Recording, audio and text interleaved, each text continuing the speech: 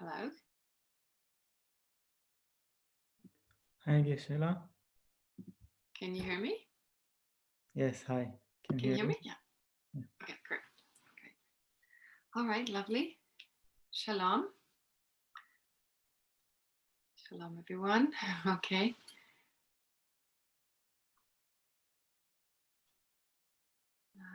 Just a sec.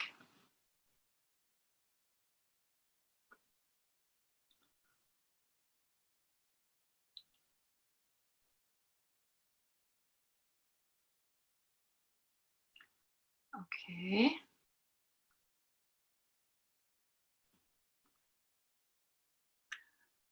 All right.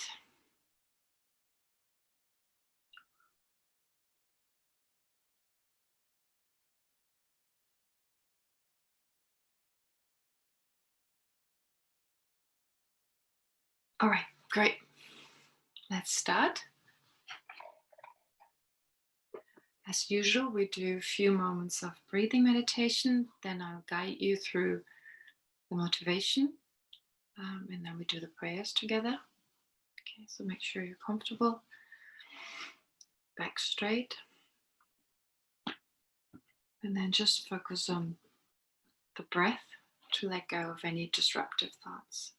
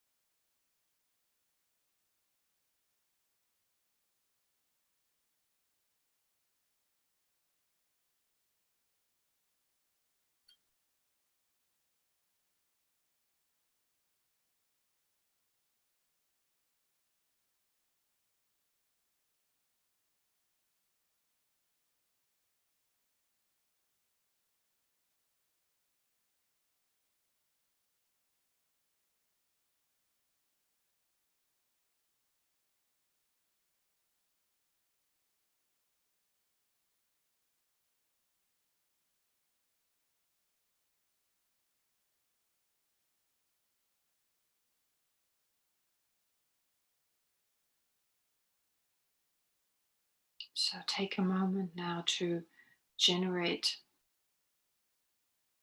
great compassion, that is, to focus on all sentient beings, no matter who they are, where they are, to generate a feeling of care, affection towards them, since they're all the same, like us, wanting to be happy and not to suffer.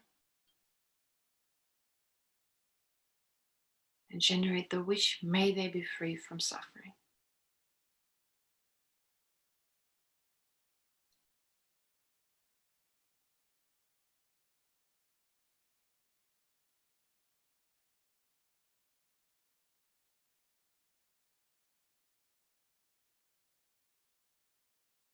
May all sentient beings be able to eliminate all their obstacles, all their problems, and so forth.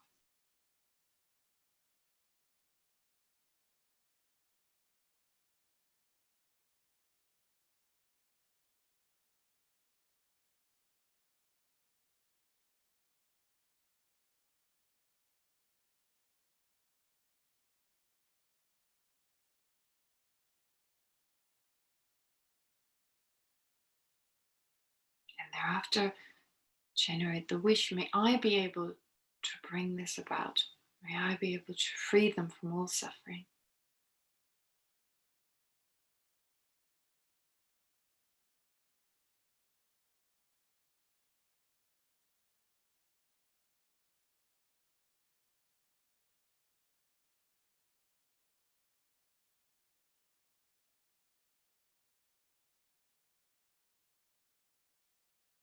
And then the determination, I will do my very best to work towards freeing all sentient beings from all their limitations, their problems, their suffering.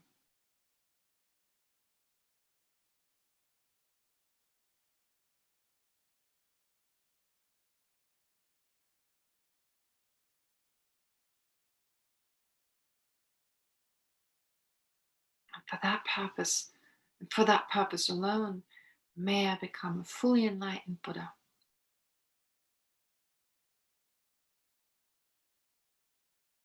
To fulfill this essential aspiration to liberate all sentient beings.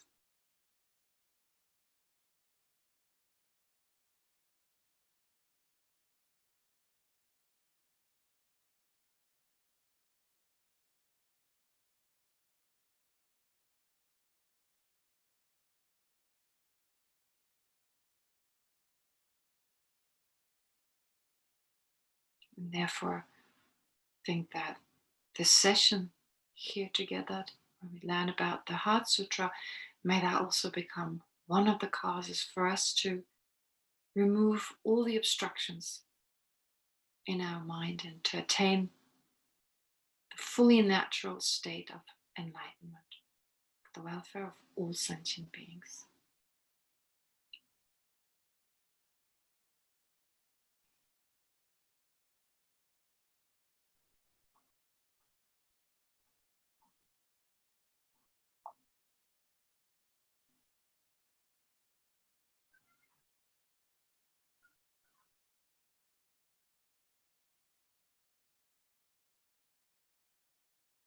And with this motivation, let's recite the prayers, that is refuge and bodhicitta, and the four measurables. Okay. I go for refuge until I'm enlightened to the Buddha, the Dharma, and the Supreme Assembly. By the accumulation of merits of practicing generosity and so forth, may I become a Buddha to benefit all sentient beings. I take refuge until I'm enlightened to the Buddha, the Dharma, and the Supreme Assembly. By the accumulation of merits of practicing generosity and so forth, may I become a Buddha to benefit all sentient beings. I go for refuge until I'm enlightened to the Buddha, the Dharma, and the Supreme Assembly. By the accumulation of merits of practicing generosity and so forth, may I become a Buddha to benefit all sentient beings. And then the four measurables. And just to remind ourselves of our compassionate attitude towards all sentient beings, after I read every line, or each line, I'll take a break and you have time to reflect on the meaning and really wish for what you've just read. May all sentient beings have happiness and the causes of happiness.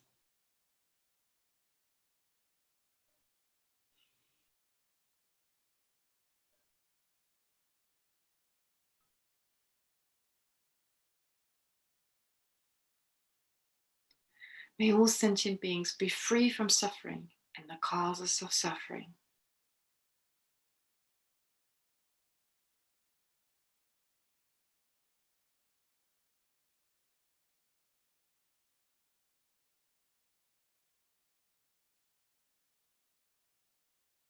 May all sentient beings never be separated from happiness that is free from suffering.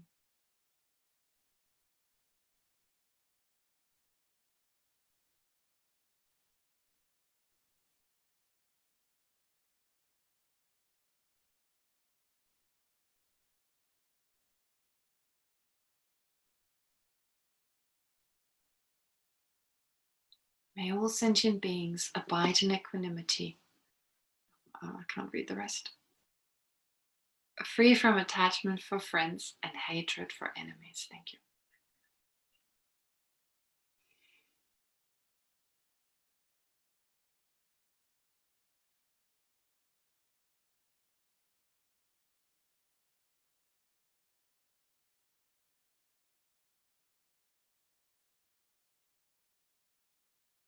Okay, great. All right, well, let's continue with the Heart Sutra.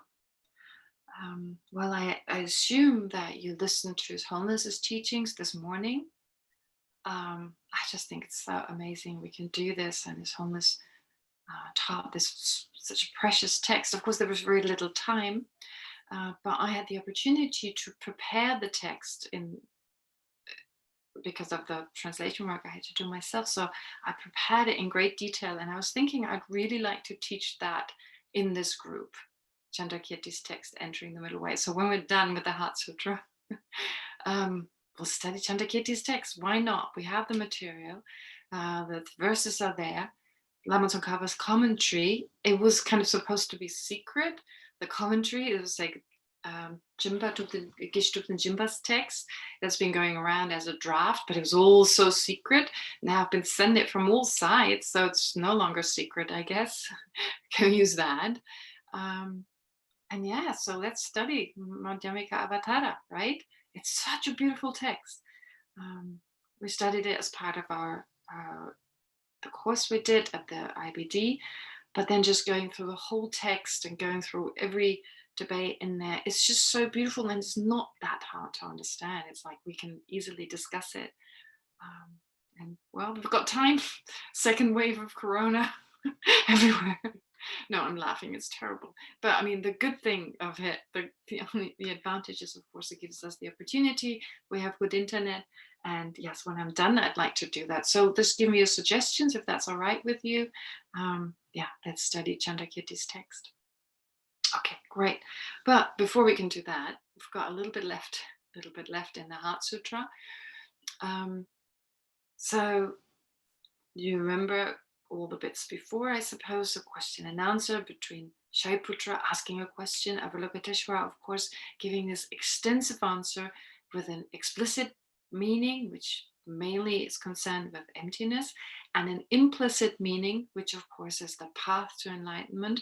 But more than that, also, as we've learned just recently, as part of the implicit meaning of meditating on practicing the path of meditation, and I'll go over this again, I'll wrap it up again just if it's a little confusing.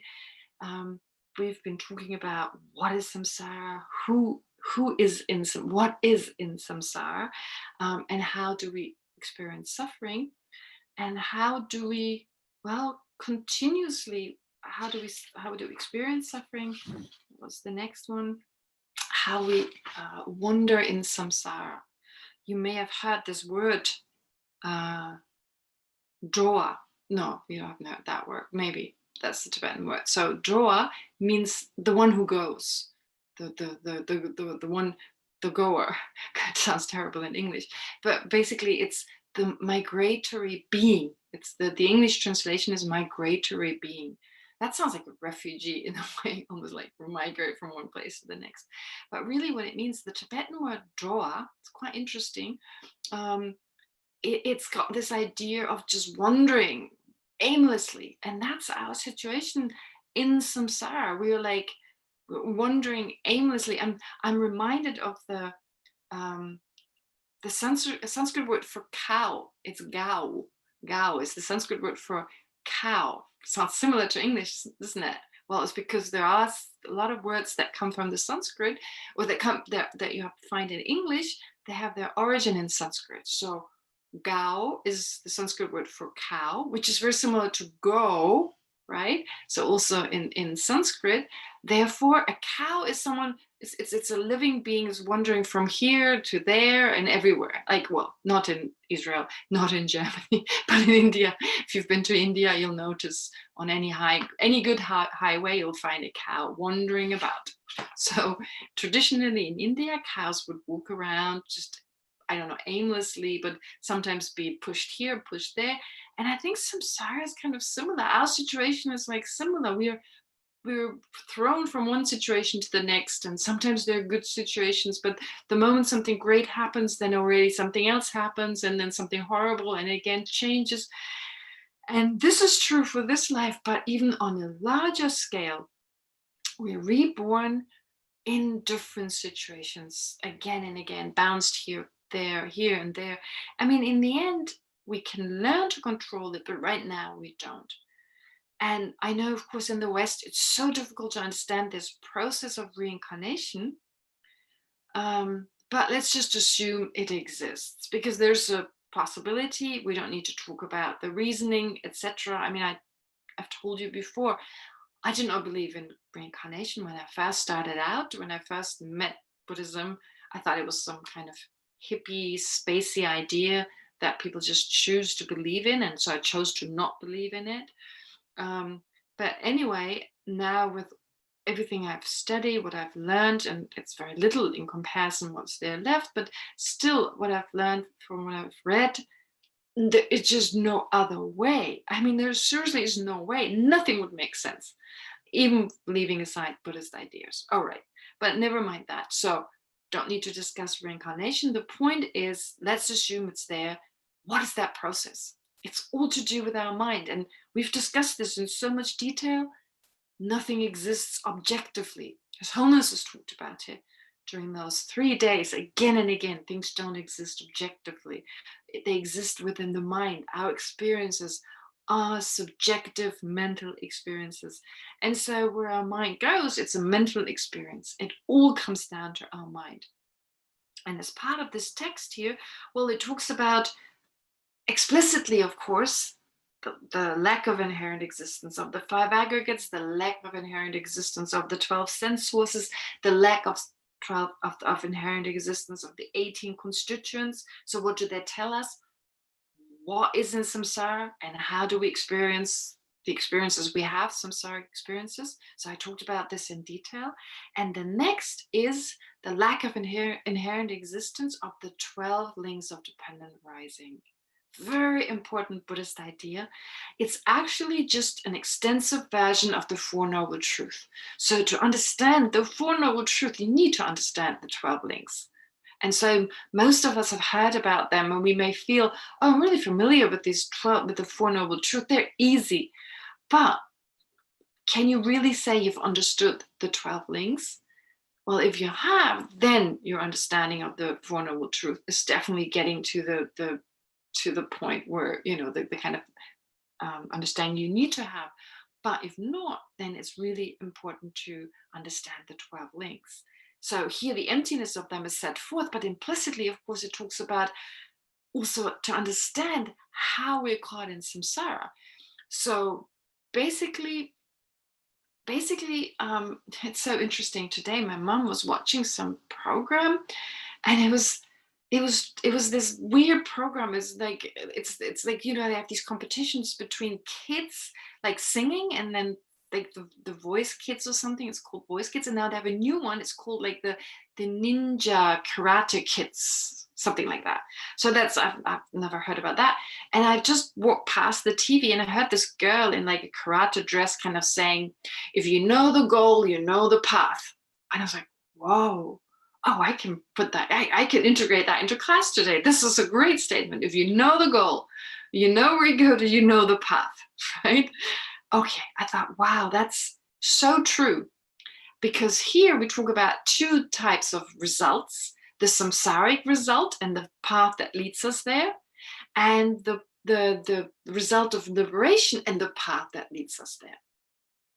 And I don't know whether I said it in this situation, but I remember talking about it. The word path in Tibetan is actually not just used for the Hinayana or Mahayana path, that is for the path to liberation, the path to enlightenment. No, it's also used for samsara. But then some of the translators, they feel, oh no, I shouldn't use the same word. People get confused because we talk about the path, and path is always something positive. But actually, path is just a mental state. It's a mental state that has a certain result. So if the mental state is one that's driven by our wrong views, by our afflictive emotions, then the result is samsaric experiences. That's the result. So you know the result, you know the path, you know how to get there. So if you understand what samsara is all about, well, through that you can understand what got us into samsara, basically.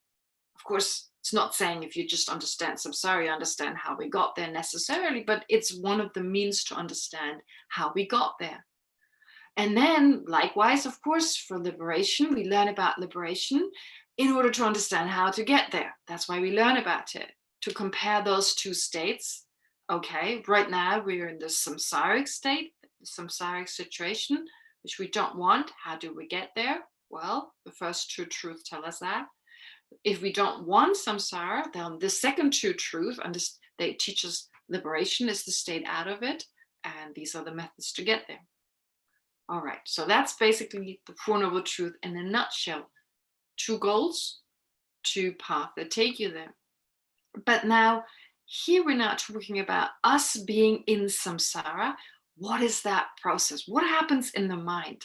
How does our mind carry us from one situation to the next? Right? It's just the experiences in our mind. It's this experiencing entity.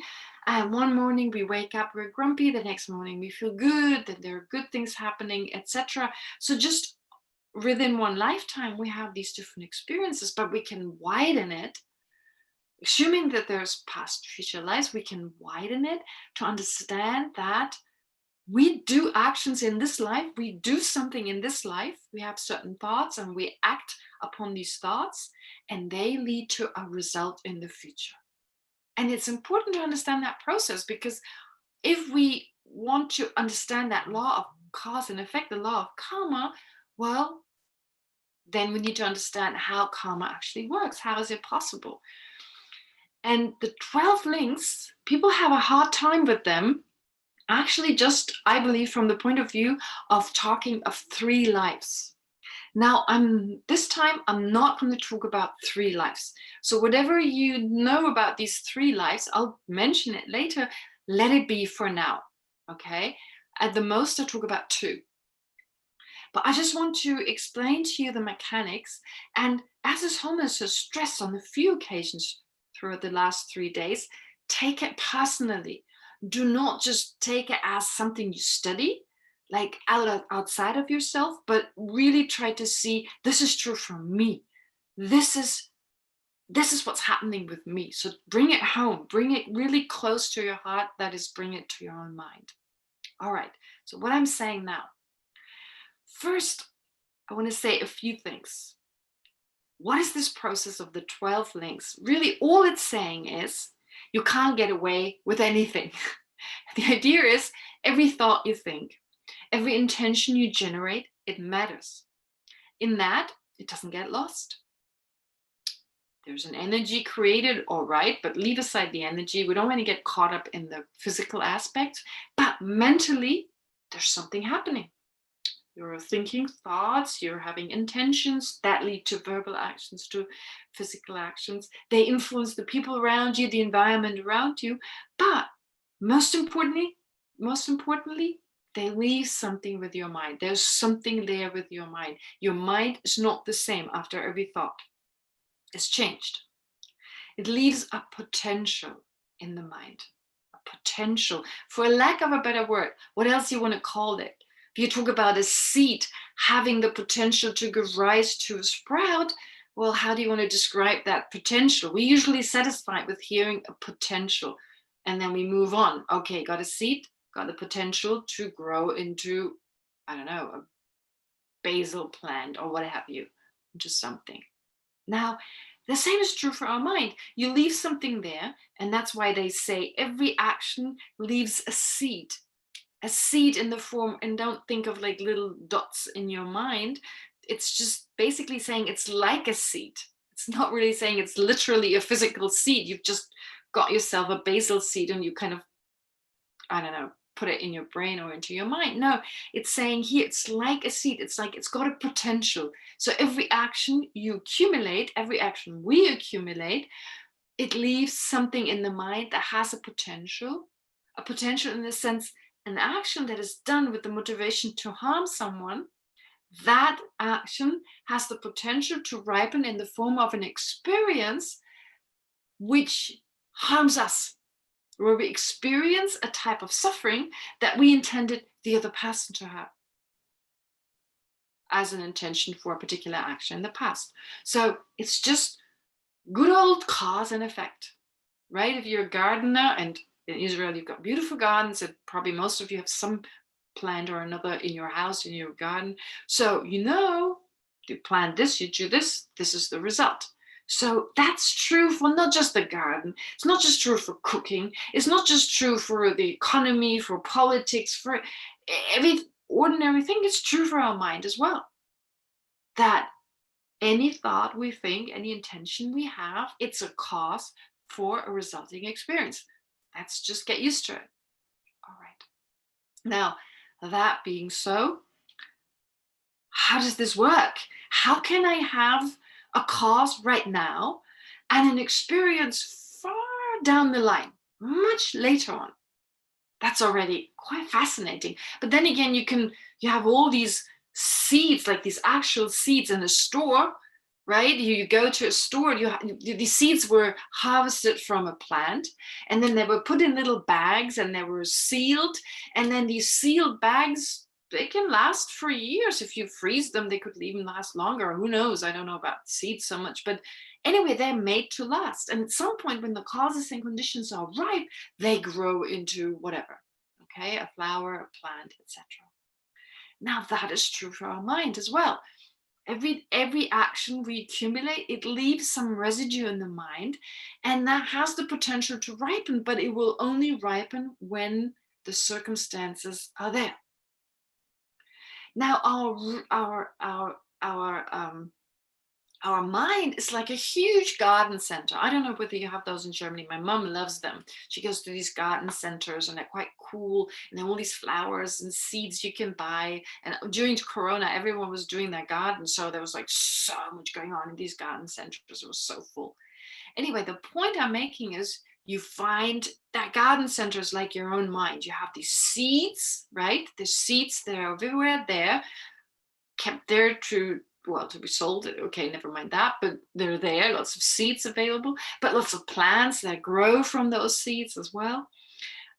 So in that sense, many of these seeds are there for a long time, and at some point they're utilized. The people working there, these gardeners, they plant some of them and they grow these flowers and seedlings, etc., and then sell them. So in a similar way, our mind works like that all these imprints, all these, every moment we leave imprints. And because it's non-physical, it's not like it's overcrowded. Your mind is growing bigger and bigger. No, it's non-physical.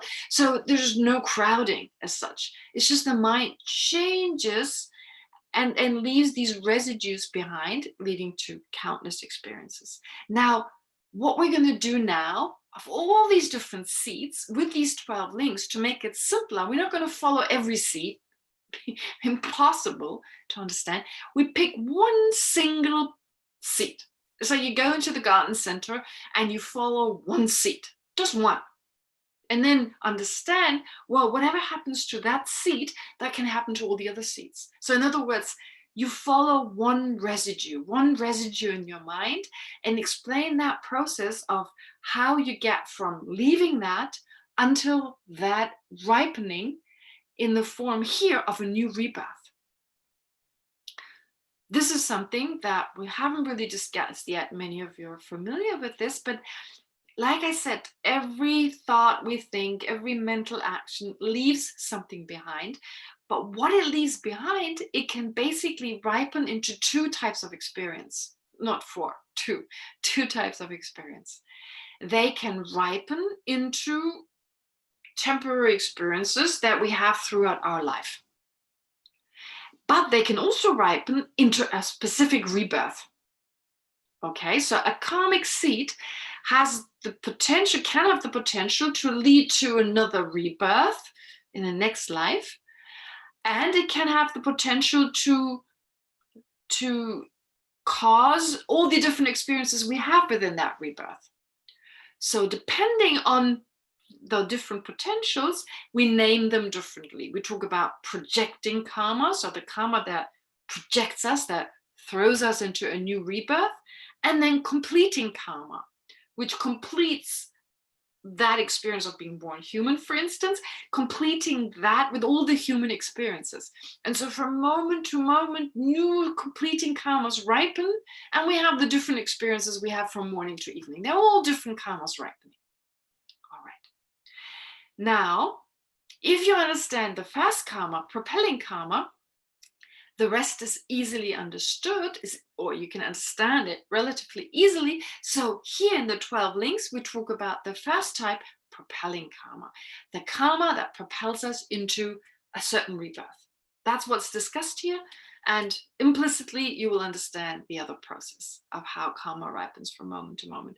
So You need a few things. You need a mind, first of all. You need a mind, obviously, a mind to create an action. Any volitional action comes from the mind. I'm not talking about an inanimate action. You can talk about the action of a wind howling or something. All right, that's some type of action, but it's not volitional. No, I'm talking about you, myself. Here, let's take it right here, as the Sona says, right? Put it really, bring it very close. So my own mind, it's accumulating, it's engaging in actions. And those actions, they can be very powerful actions. But what's important to understand, a powerful action is either positive, beneficial, or harmful. Neutral actions, which are neither beneficial or harmful, they're usually not powerful. There's nothing powerful about them.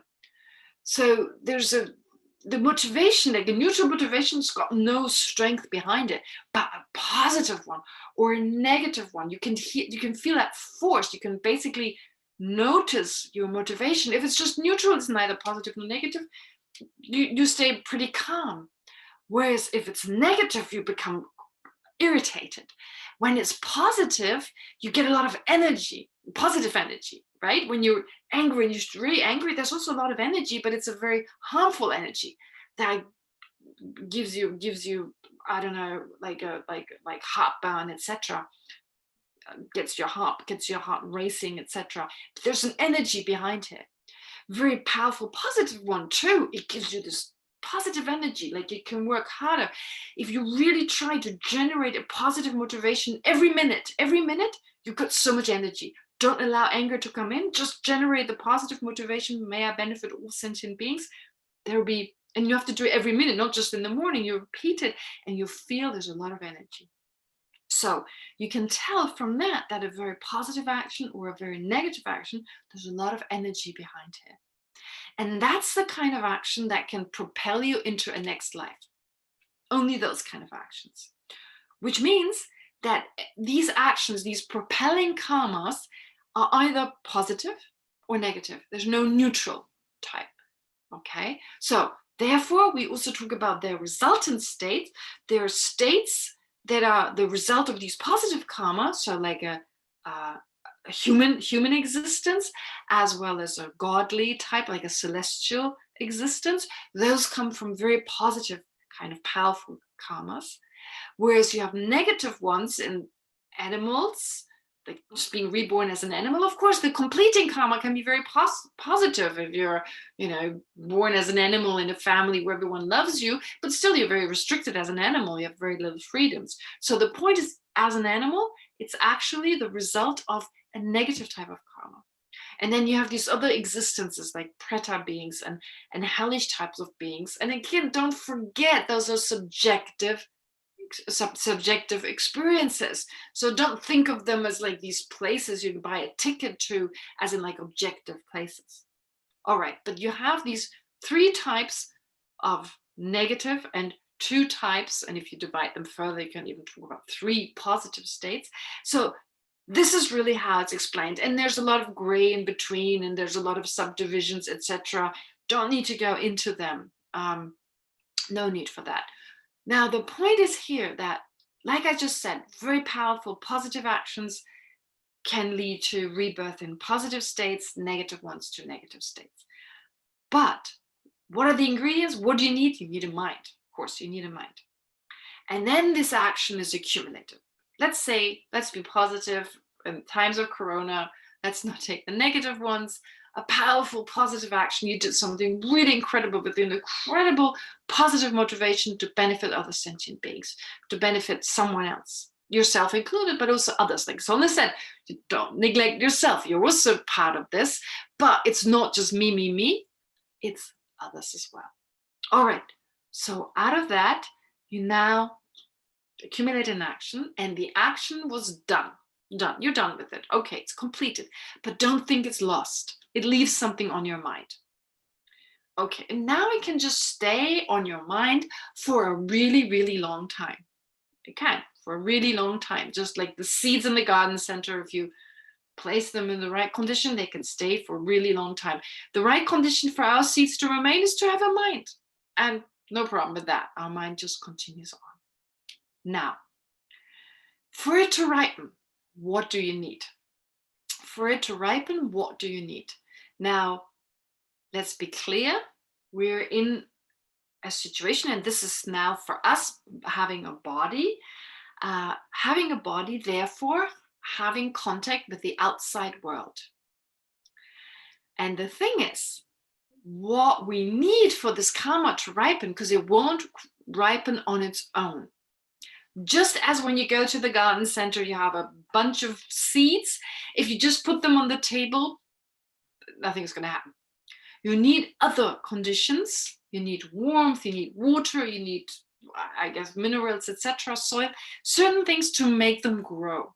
And that is true for these seeds we leave on our mind. So we just follow one of those. Let's take a positive seed we've left. Let's say this morning you did this incredible positive action. You went out of your way to help your neighbor. It was done for the benefit of others. You really sincerely, altruistically helped that person. And that left a very powerful seed on your mind. All right. So let's follow this. It could remain there for a long time, but what does it need to ripen? It is still a samsaric seed because, well, we still have a misapprehension of reality. And therefore, although it's so positive, it's samsaric because it's motivated by our wrong view of reality. So we apprehend other sentient beings as truly existent important, and therefore and so we truly need to benefit them. So it's a very positive action, but it's still influenced by our misapprehension of reality. Okay, let's just face it. That's what it is. But it's positive. It leads to a positive experience. It leads to the experience of being born as a human. But what do we need for that? What are the conditions we need for that seed to ripen as a human existence? Well, we need attachment. We need a form of grasping and attachment. We need, in other words, the wish, it's a wish, a type of wish of wanting to exist, of wanting to live, of wanting to be. So when does that arise? When do we have the wish to exist? Well, when we die. At the time of death, our mind separates from the body, and we're aware of that. And there's this natural holding on of our mind because of our misapprehension of reality, holding on to a self, holding on to existence, the kind of existence we know. That's samsaric existence. That's the only existence we know. So at the time of death, we're like, yeah, I want it to continue. I want to, and that leads to the ripening of that seed. That's what we want. We want to continue to exist, and we left a seed on our mind that is part of that existence, that samsaric existence. All right, so you hear already, what do we need? We need that kind of holding on. But we need more before that. Why? Because it's holding on to, but it's in relation with other things around us. We need to be able to become aware of our body, of our relation in this world. It's making contact, having contact with everything else around us, of course. That's important. Who we are, what we are, it's all the result of our interactions with others. Our sense of me, my body, this is me, this is you, this is mine, this is yours. All that has to do with our perception of reality. Therefore, for that seed that is on our mind, for that seed now to ripen, we need at least a body and a mind. Okay?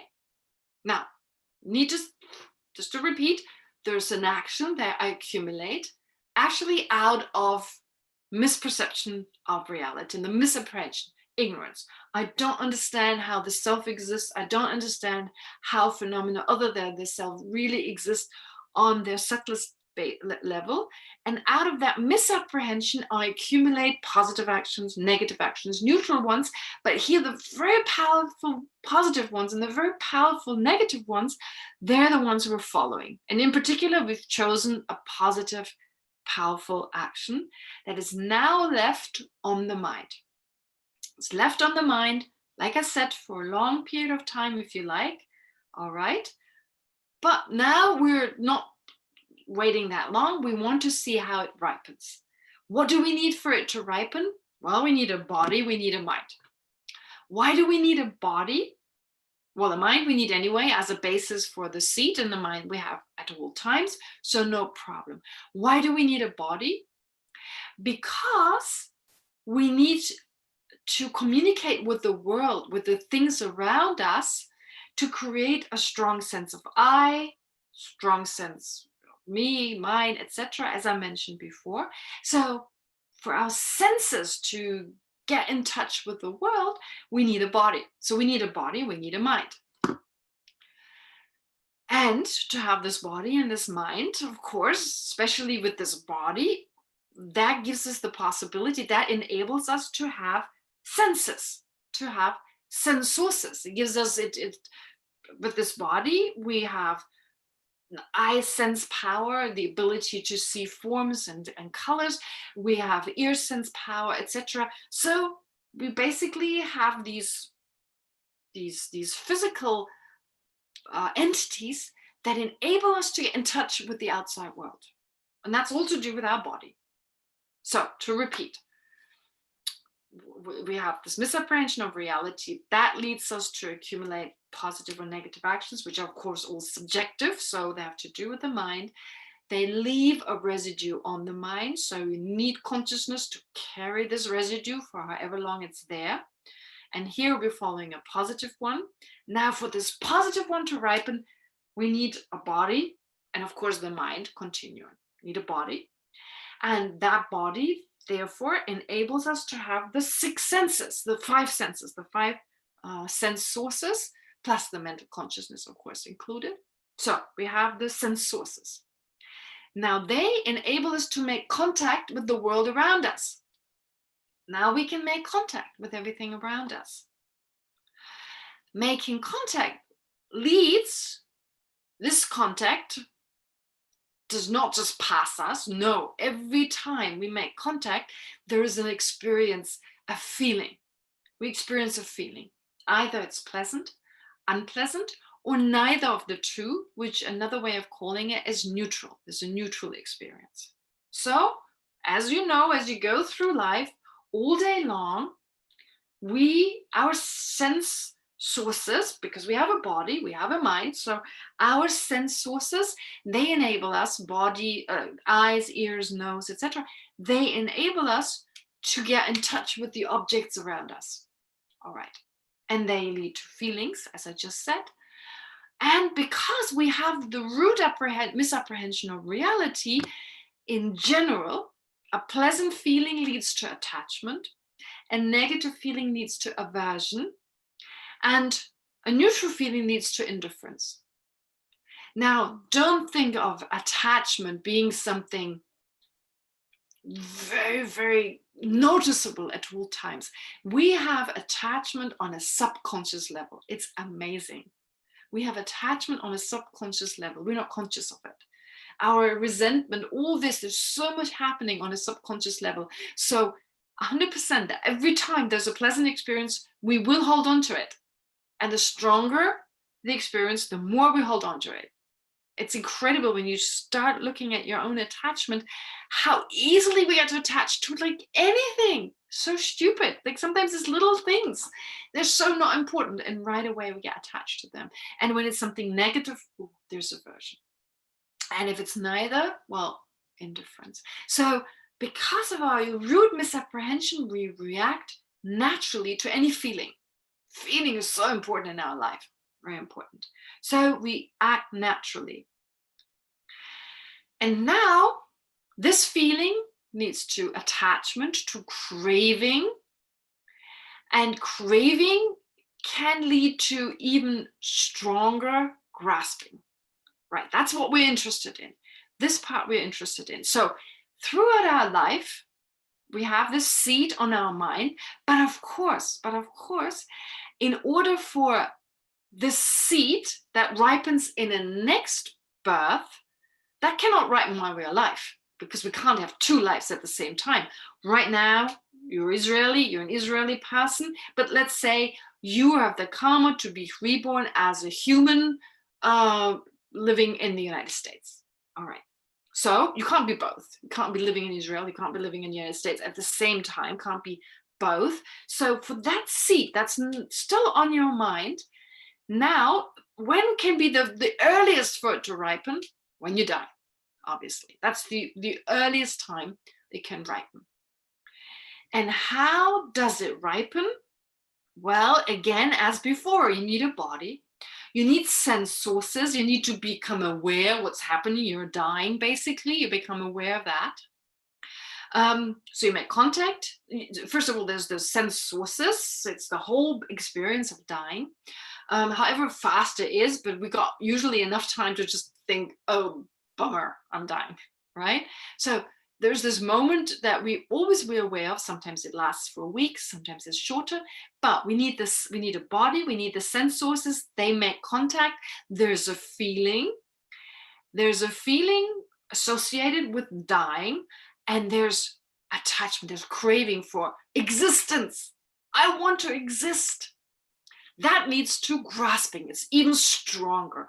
Oh, I want to exist. I so want to exist, right? So even when you're okay with dying, but sooner or later on a subconscious level, your mind will like squeeze, will hold on. And that's what gets that seed, that makes your seed ripen. That ripens that seed that previously was just very quietly there. But now your life has come to an end. And as a result of that, the two things, life has come to an end. One, karma is exhausted for this lifetime. Second, or has come to the end.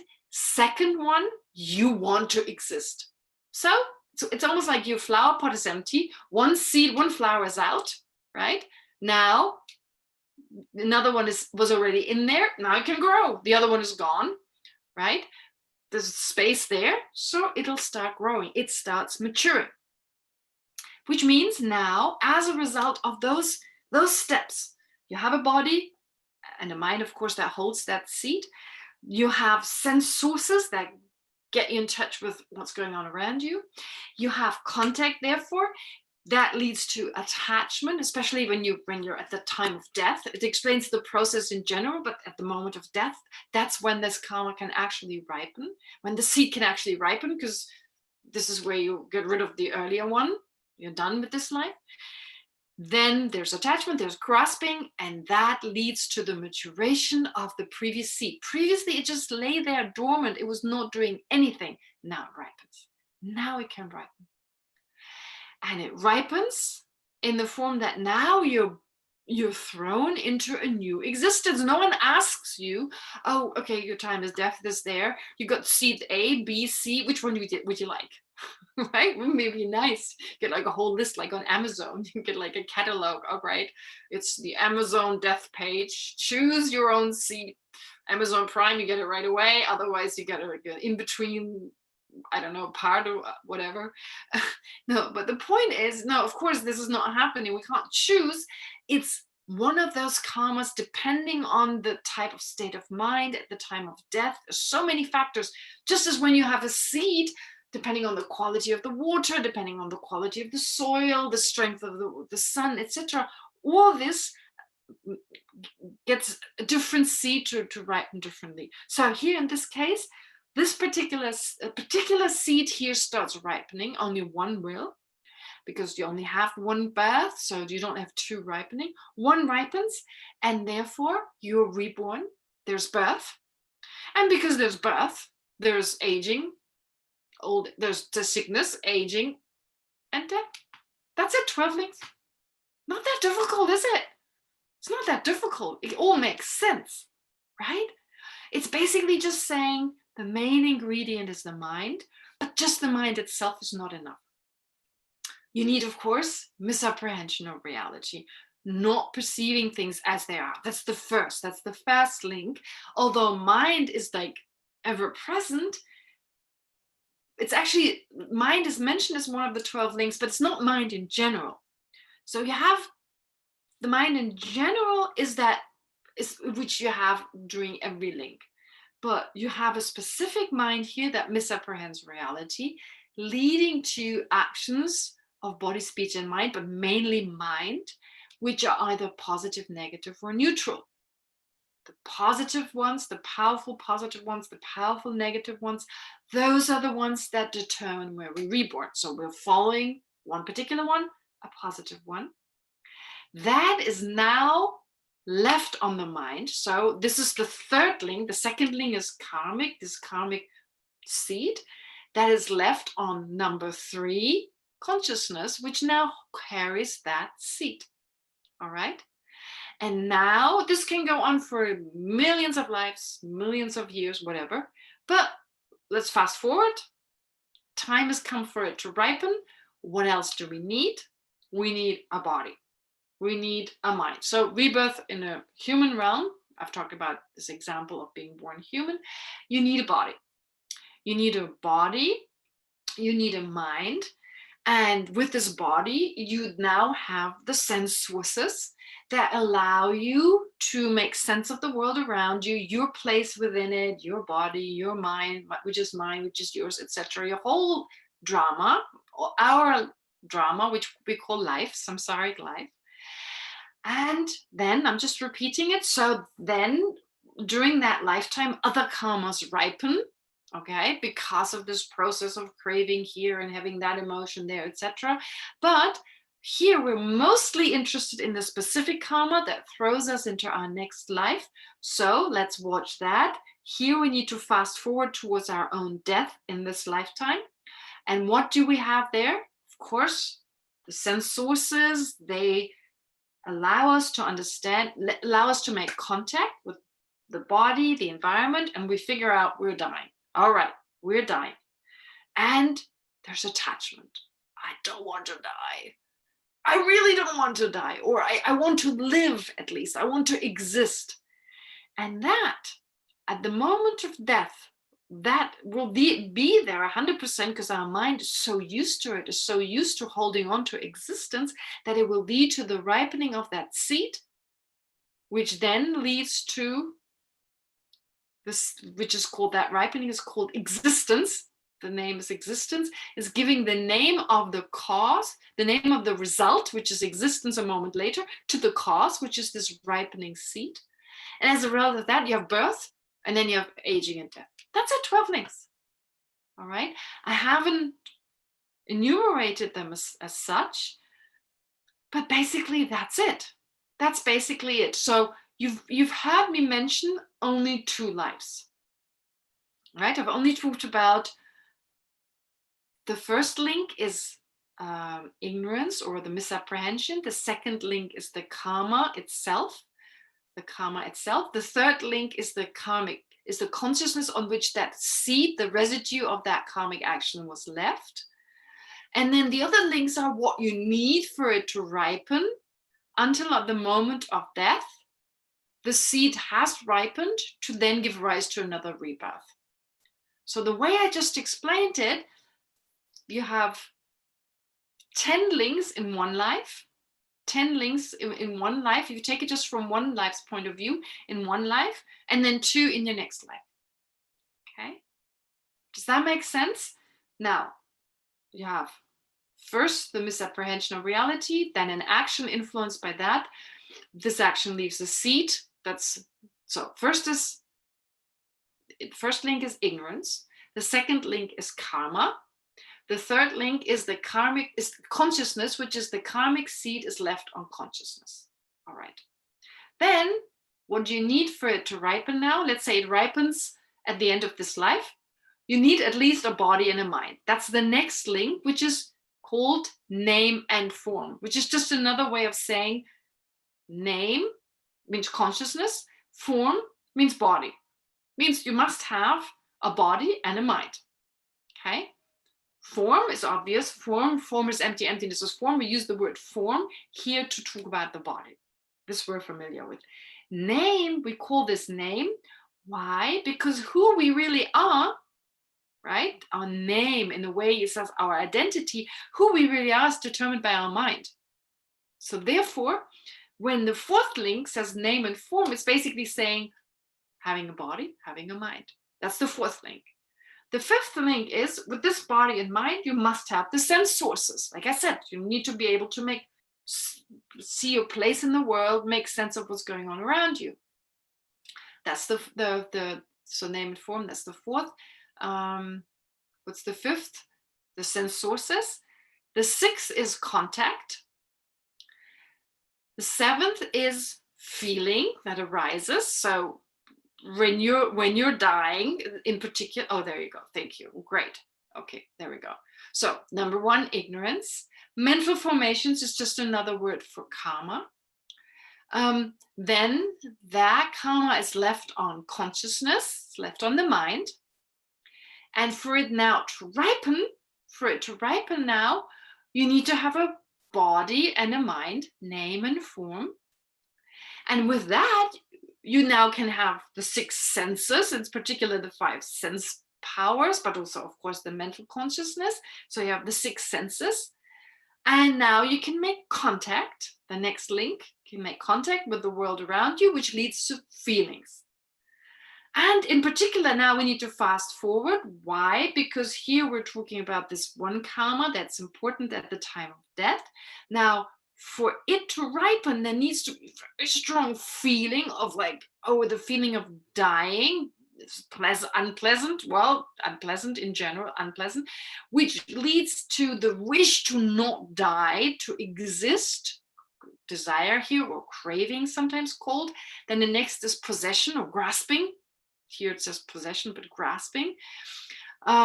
And then this is wrong. Craving for existence, it's existence itself. It's not craving for existence, it's existence itself. So desire, here I use the word craving. Desire is fine. Possession is like holding on to, stronger than craving. And then the craving for existence here, that's existence itself. That is the karmic seed that was just lying previously on our mind, that was just basically there on the mind in the form of just a potential. Now it started maturing, it started to germinate, okay? And that is called existence. So it's basically saying now you can continue to exist because the cause, so it's kind of giving the name of the result, which is existence in the next life, giving the name of the result to the cause, which is the time when the seed has ripened. Okay, and then it actually ripens into birth, and that leads to aging and death, and then continue on. So you see this process, it's just one aspect, one particular karma that is explained. Now you can add some detail. You could say, well, ignorance and karma, those two happen in one life. They leave a seed on consciousness, all right? So here you talk about consciousness in the life where you accumulate the karma, and then you're reborn with the mind, okay, due to a different karma. Here we're not looking at that process right now. We're still just following that one seed. So we don't need to look at contact and desire and grasping. We don't need to look at that because the time for that seed to ripen hasn't come yet. We're just following that. So the state that is relevant is still to have a mind. Okay, so let's say in this lifetime I accumulate positive karma that will not in the next life, but in the life afterwards, enable me to be born human. Okay, so instead of taking two lives, I just add another life. Why do I add another life? Because to show in life A, I accumulate a cause that may not have to ripen in life B, but ripens in life C. To show that there can also be life A, during which I accumulate an action, and then there's B, C, D, all the way to X, right? And then during life X, the seed ripens, and then I have life Y. Okay, so here the 12 links are usually explained from the point of view of 3 lives, where you say in the first life you accumulate the action, in the second life you have all these conditions that you need now that lead towards the person's death, that you need now, that for the time of death, the kind of craving to arise, for it then to ripen and to be reborn. That's how it's explained in these 3 steps, but actually, you can also explain it the way I did before. All right? So that was the 12 links in a nutshell. I know it was really, really fast, and it was definitely confusing in certain ways, but what we need to understand is you've got this mind, I have this mind, and what we think, what we do matters.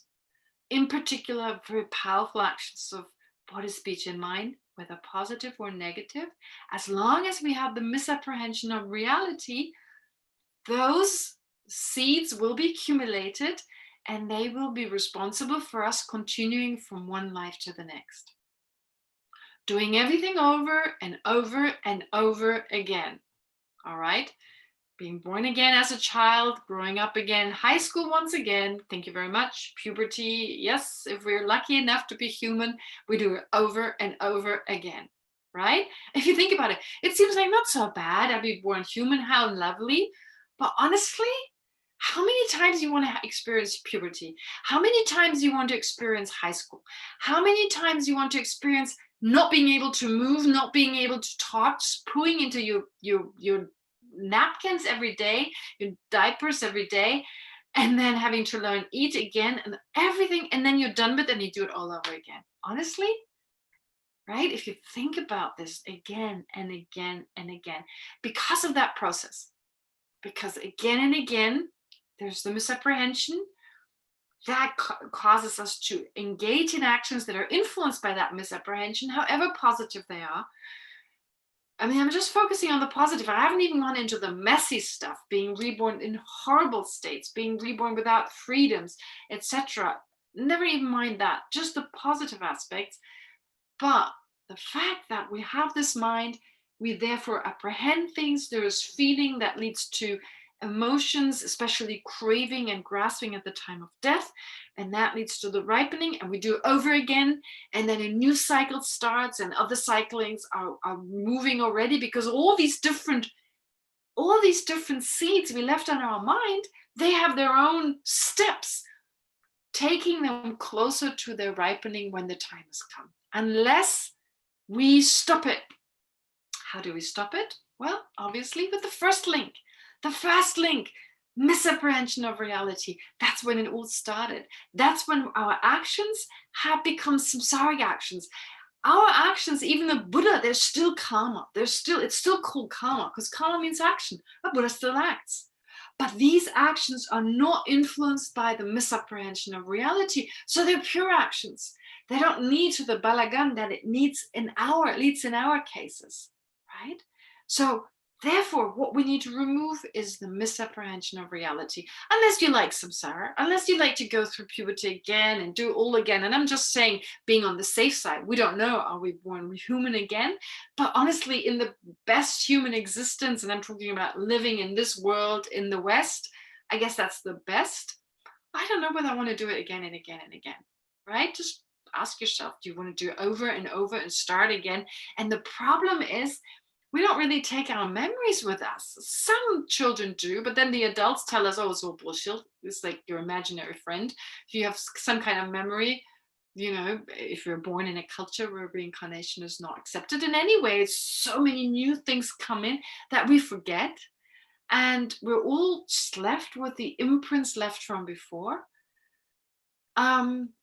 And so unless we learn, first of all, to direct our actions, control our actions, and have at least more positive actions, and unless we do that, then of course we will experience a lot of problems. But even if we experience the best there is within samsara, we'll still be in prison. We'll still be in the prison of samsara with not many choices. A lot of things are beyond our choice, being born, etc. That's just happening to us over and over again. And of course, the potential to experience worse is always with us. It's always with us. So really, if you think about this deeply, if you really, and it needs a little bit more to study, of course, more, get a better understanding, but I mean, you can't trust me. Of course, you can't trust me. You hardly know me. But trust me this much. It makes so much sense when you learn it. It just becomes clearer. Nothing more than becoming clear. If you learn about it, it's like puzzle pieces. First, there's just these pieces. But when you put them together and you see the picture, trust me, it just makes more and more sense. Right? That's our situation. But the good thing is we have teachings such as the Heart Sutra that teaches us, look, this misapprehension of reality, that's the first link. It's a type of mind. It's a clear and knowing mind. However, its object just does not match reality. So something appears to that mind and the appearance is mistaken, which leads to the mind to hold on to that mistaken appearance. And therefore the mind is mistaken. It's a wrong mind. It's a mind, well, knowing in the sense, it's not really knowing its object, but it's aware of something. It's a clear mind, but because its object is misapprehended, therefore this mind, it's a wrong type of mind. It's got no basis within reality, and it exaggerates how things exist. It gives them more of a solidity and more of an existence that they actually have. It goes beyond conventional existence. It perceives things to be totally solid and in and of themselves existent. So it exaggerates their mode of existence, and therefore it causes emotions that are also exaggerated. Anger, attachment, jealousy, they're all exaggerated. Why? Because this misapprehension, and you may have noticed this whole is talked about a lot. I don't know which word the English translator used. The inappropriate attitude, it's called. I usually refer to it as the exaggerating attitude. The exaggerating attitude. So what happens? You have the misapprehension of reality, misapprehending things, perceiving them as solid, etc.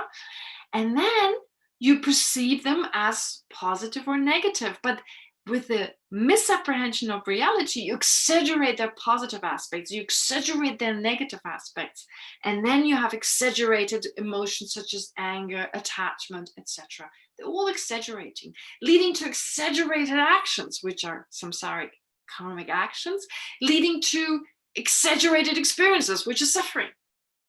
Suffering is an exaggeration. It's not what's actually natural to us. That's why we don't want it. It's an exaggeration. It's something that harms us because there's too much of emotions that shouldn't be there.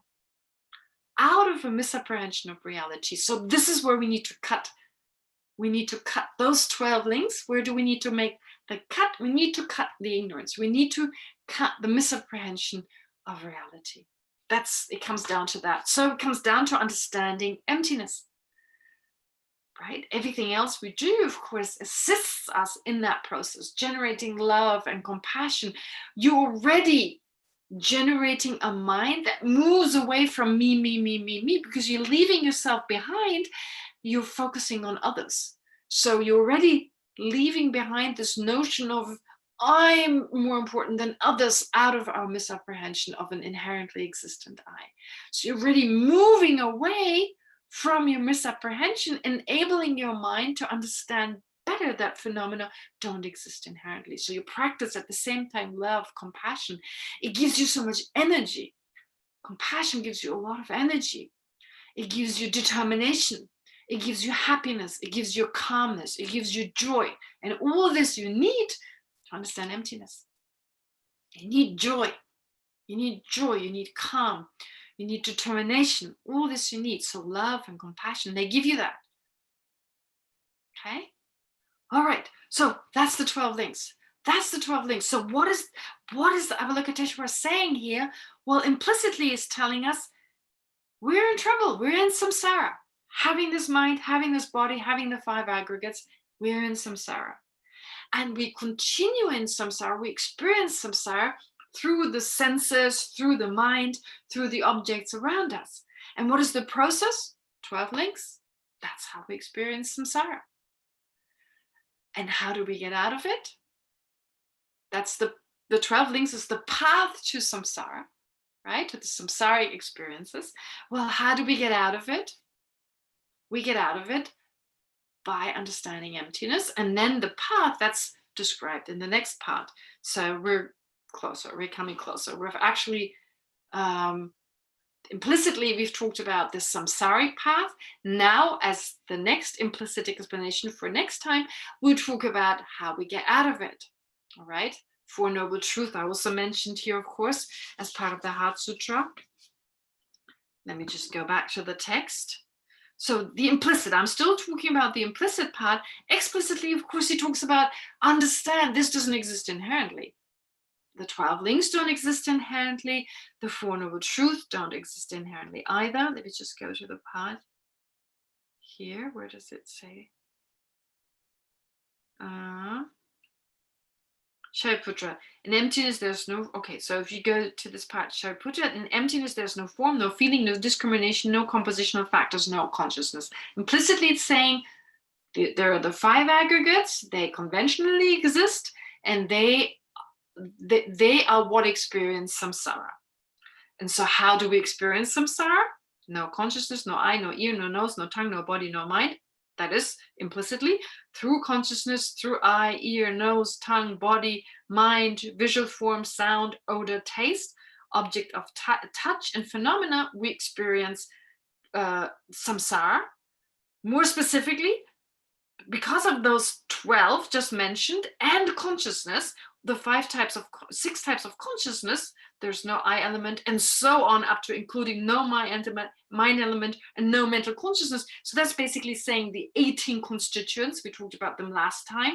So you have the 12 sources, the sense sources, plus the objects, and then mind, the different types of mind. That's how we experience samsara. More specifically, how do we wander in samsara? There's no ignorance, extinction of ignorance, and so on, up to no... Okay, so here there's no ignorance, and so on, basically. There's no ignorance. So ignorance here is talking about samsara. No extinction of ignorance is implicitly talking about getting out of samsara. Okay, so there's no getting out of samsara. And so on, up to including aging and death, and no extinction, no getting out of aging and death.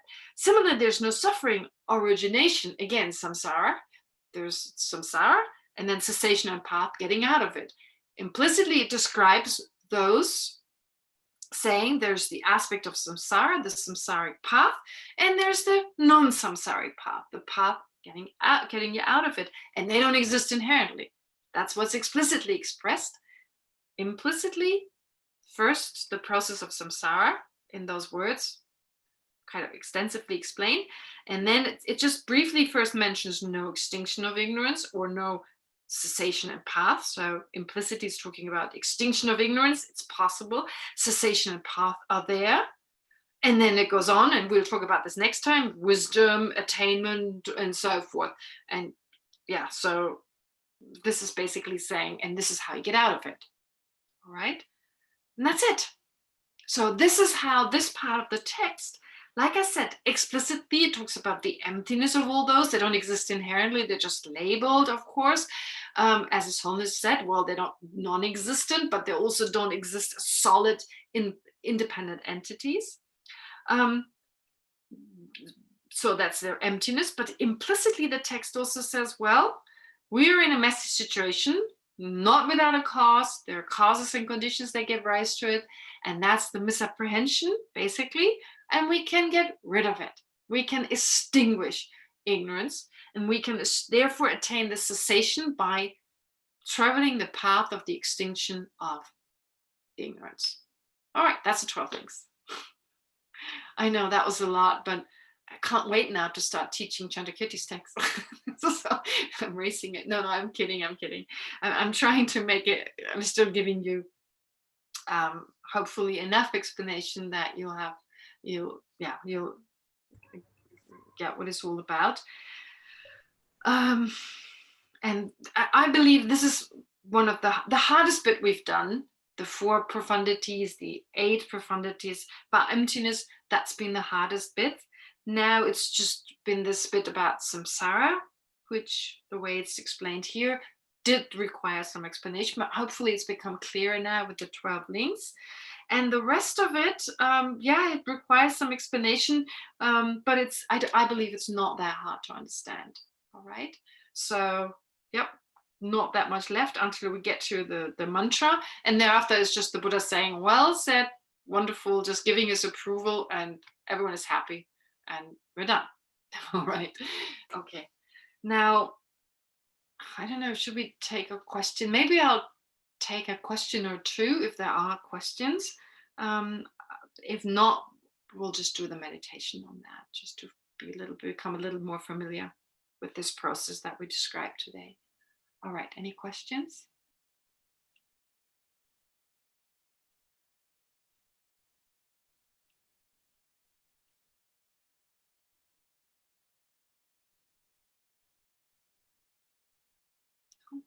No question? All right. There aren't any. I don't know whether it's a good sign or not. May I ask? Yeah, Iki. Okay. Iki has a question. Yeah. Never mind then. I guess we could do some meditation then. I've really bombarded you with a lot of ideas, so let's internalize them. Sure. Is there a question? Is there anyone? Yeah, there is one There is? question Okay, please go ahead. from Iki. Yeah. Do you hear me, Geshe-la? Oh, I can't hear you. Iki, are you talking? Can't hear you. Yeah, I'm talking. Do you hear me? Anybody? Is that just Here, me? do you hear me? Can you hear? Can you guys hear? I can hear you. Oh, that's just me. Yes. Why can I not hear? Can you hear me? Yes. And obviously you can. All right. Yes. And we Oh, can can you write it maybe, Iki? Would that be possible? Oh, it will be. No. Do you Okay, hear? I Do you can hear just Sheer? lip read. Can you Something is hear wrong me? with Yes. my Can you hear me? mute my audio. No, I don't want to do that. I'm sorry. Previously I could hear Sheer, but for some reason my volume is up. because Sheer closed his audio. Oh, I can hear Varda. Yeah, but Sheer closed his audio, so you can't hear him. Oh, but Iki, I should be able to hear Iki. And now, do you hear me now? Excellent. Yes, go ahead. Okay. Nice. During the Bardo state, is the Bardo being has senses, or he experiences everything through his main consciousness? Oh, only mental consciousness. No, there is senses because there is a subtle body. There's a subtle body, and with the subtle body, there's subtle sense powers. So he experiences through his senses and not through his Yes. mental consciousness. Well, through both, of course, the mental consciousness, but the mental consciousness is induced by the sense consciousnesses. So it's the subtle energy of the subtle mind at the time of death. That subtle energy causes the pardo body, and the subtle mind causes the mental consciousness of the pardo being. It's not mentioned as part of the 12 links. It's just kind of included, but is never mind. It's included in it. There's no contradiction. But yes, in answer to your question, a pardo being has a very subtle body. Yeah, because in Dzongsa Khyentse Rinpoche's book, yes, he writes, but maybe it's miss my understanding. So he says that the Bardo beings experience everything directly through the main consciousness, but maybe I'm wrong. I mean, they do say that the mental consciousness has clairvoyant abilities, that the mental consciousness can know what's happening somewhere else. That is true. But since there's a body, there's definitely a body, right? So it's like the pardo body is compared to the dream body, etc. So they actually talk about a physical body in Tantra. So therefore, there's obviously a body. So then there's sense. There are sense powers with the body. and so there's no reason why it shouldn't experience them. But besides the sense power, it has these very special mental abilities that we, in comparison to what humans can see, we call them clairvoyant abilities. Of course, they're still limited, but it's just in comparison to what we perceive, they can perceive more than we can. But not like spiritual matters, just in terms of other things. Yeah. All right. Okay. Okay. Thank you. Thank you so much. Yeah, sure. Anyone else? No? Okay, great. Let's meditate. Okay. So, as before, we'll start the meditation just with some breathing to let go of any disruptive thoughts.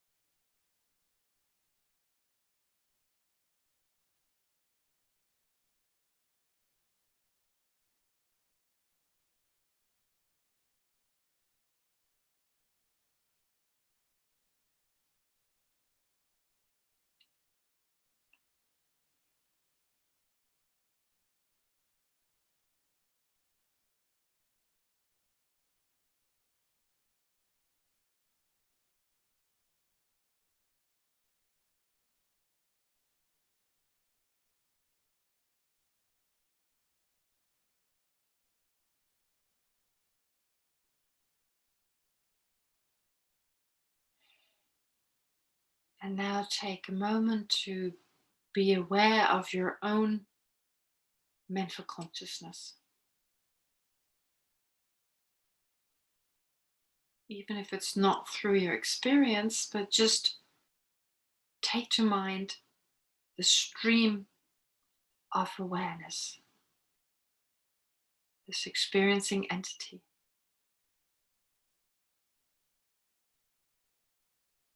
Allow that to appear to your own mind.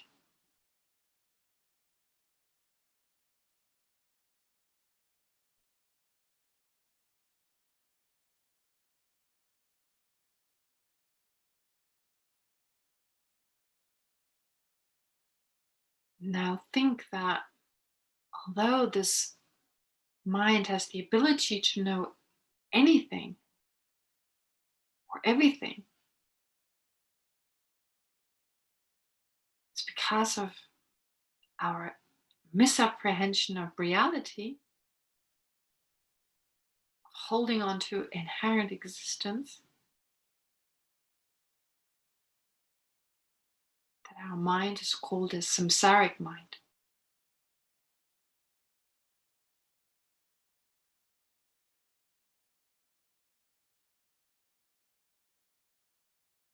So that ignorance is the source of all our experiences. Influenced by that, it colors all our experiences.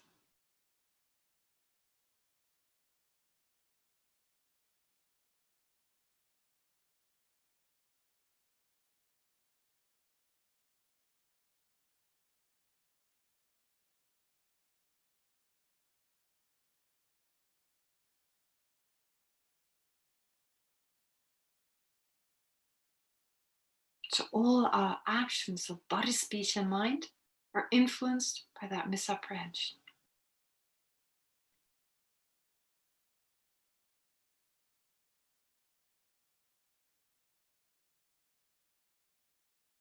So we accumulate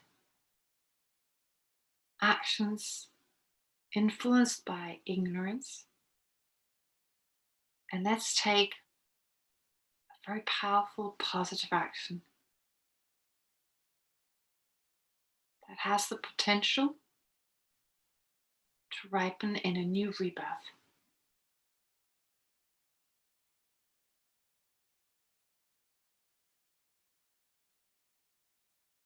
Since it's influenced by ignorance, the first link is ignorance, and the second is that action.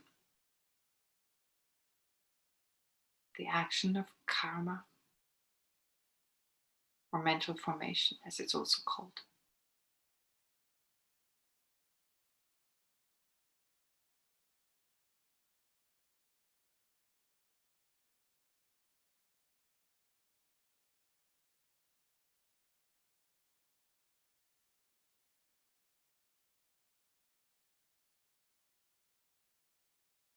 And since that karma does not get lost, but it leaves an imprint or a seed, it needs a basis for that, which is the third link of the consciousness that holds that particular seed.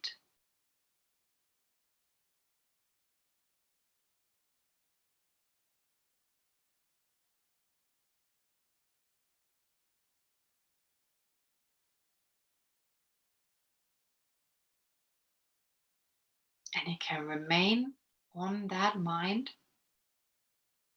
for a very long time.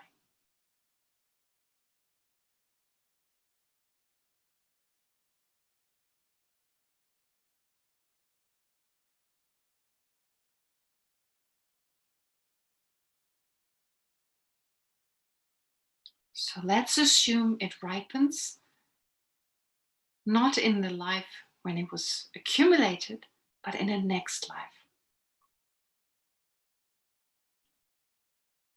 So for many hundreds of years, the seed was on the third link, and now, in one particular life, it will ripen.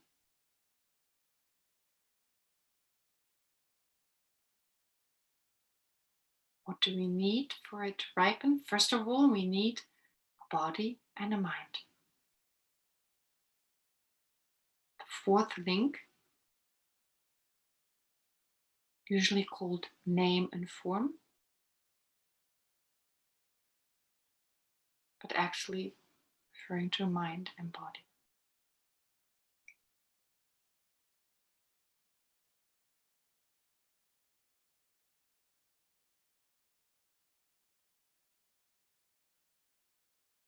The mind carrying the seed.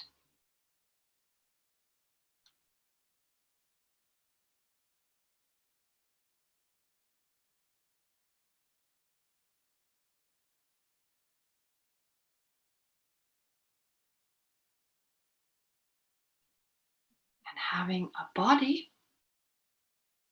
and having a mind, we can now have the sense sources. Eye sense power, ear sense power, etc. Which is the fifth link, enabling us to make contact with the world around us and perceiving everything, ourselves, others, and so forth.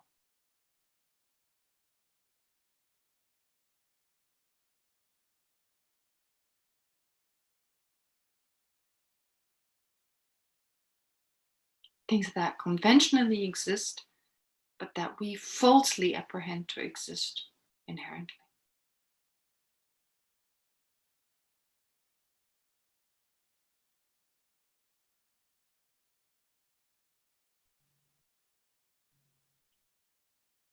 Now, since we have a seed, a body with sense sources,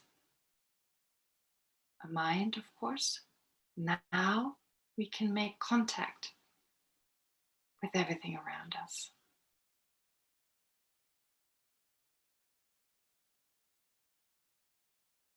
Which is the sixth link, link number 6.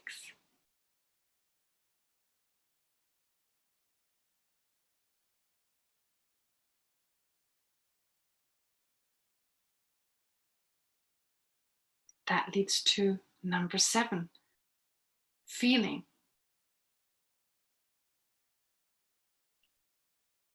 Pleasant, unpleasant, or neutral.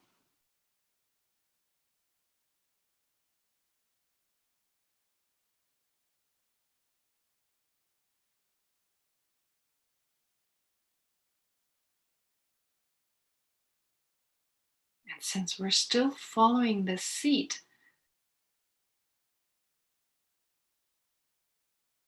that's carried on the mind, that's connected to the body, that can only ripen at the end of the present life to then give rise to a next life, since we can't have two lives at the same time.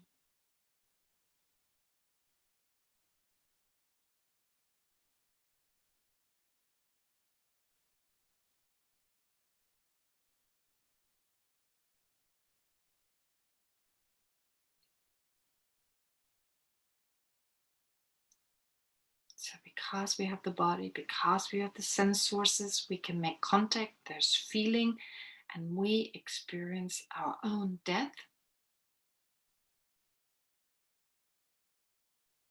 which leads to a particular feeling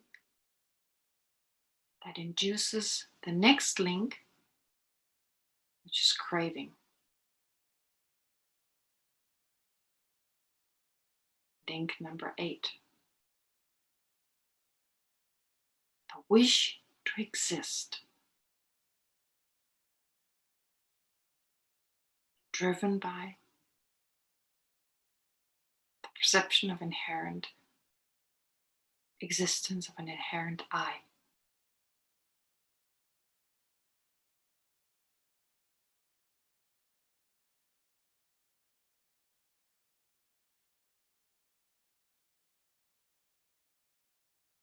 That grows stronger and leads to link number 9, which is grasping.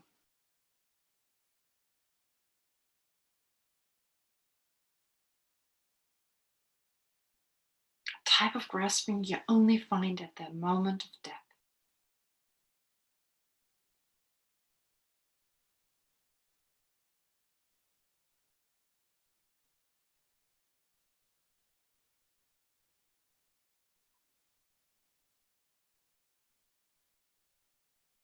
Which now acts like the sun or like the soil when a seed starts to germinate, when it starts to ripen. Due to link number 8, that's craving, and number 9, the strong grasping,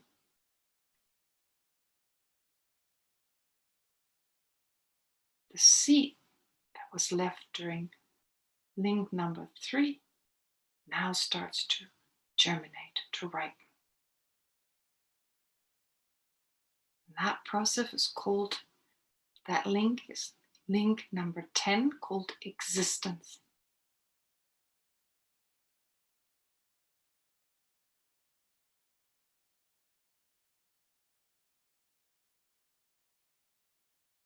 Which is saying the potential for existence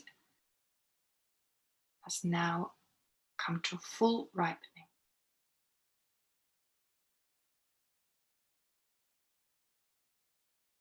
Giving rise to a next life, starting with link number 11, birth.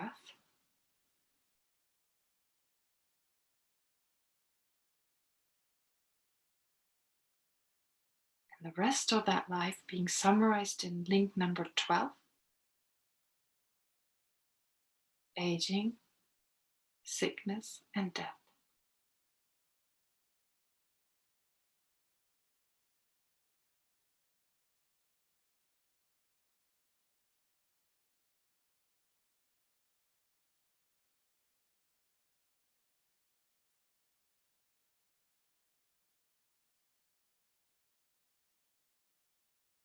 So those 12 things we are experiencing with regard to each of the seats on our consciousness, different stages of those links, with each link being part of a particular seat.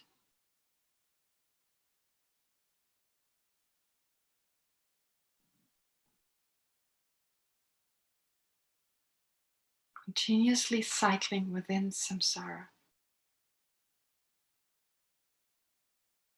creating new causes to be reborn again,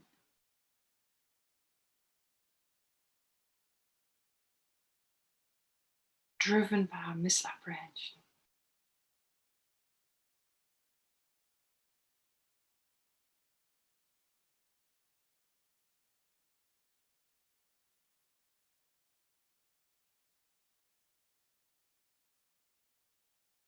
Again and again, being born as babies, having to learn everything over again, becoming teenagers, adults, growing old, dying, and then all over again and again.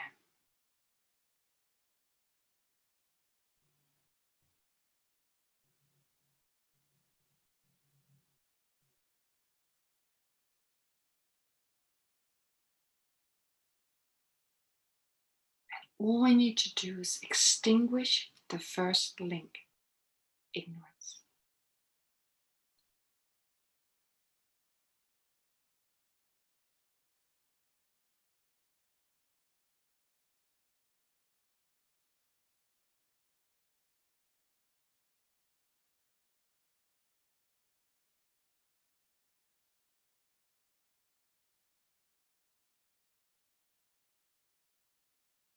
So now, as a result of having meditated on how we wander in samsara, having learned about this, internalized it, may this become a cause for us to remove our own samsara, remove our misapprehension of reality, and replace those mental factors with great love, compassion, generosity, and so forth.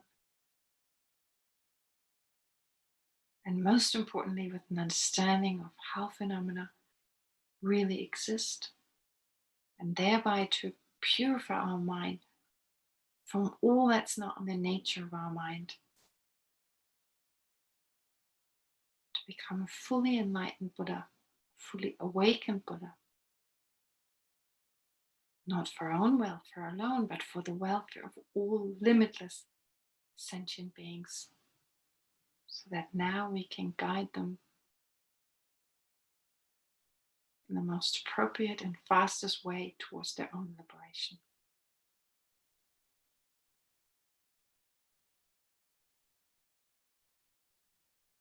So let's dedicate all the virtue we've accumulated towards the benefit of all sentient beings.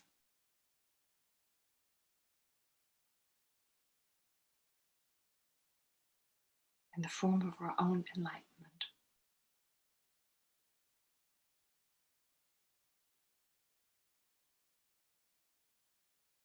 And then with this, keeping that dedication in the back of our mind, let's recite the dedication prayer.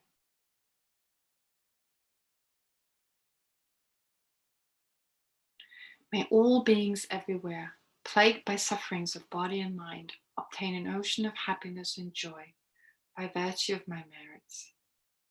May no living creature suffer, commit evil, or ever fall ill. May no one be afraid or belittled, with a mind weighed down by depression. May the blind see forms and the deaf hear sounds. May those whose bodies are worn with toil be restored on finding repose. May the naked find clothing, the hungry find food. May the thirsty find water and delicious drinks. May the poor find wealth, those weak with sorrow find joy. May the hopeless find hope, constant happiness and prosperity. May there be timely rains and bountiful harvests. May all the medicines be effective and wholesome prayers bear fruit. May all who are sick and ill quickly be freed from their ailments. Whatever diseases there are in the world, may they never occur again. May the frightened cease to be afraid, and those bound be freed. May the powerless find power, and people think of benefiting each other. For as long as space remains, for as long as sentient beings remain, until then, may I too remain, to dispel the miseries of the world.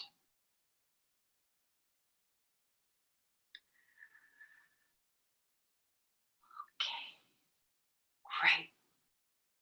Thank you very much. I'm sorry, I'm a little bit past the usual time. Have a wonderful week. If you can, remind yourself of those links, of those steps, and not that hard to understand. Understand a little bit how one step leads to the next, and remind yourself any powerful positive or negative actions with the misapprehension of reality, it's still part of samsara. Okay, great. Have a lovely week, and I'll see you again next Sunday. Thank you. Thank Thank you you. very much. Thank you. Bye-bye. Bye. Thank you. Bye. Bye.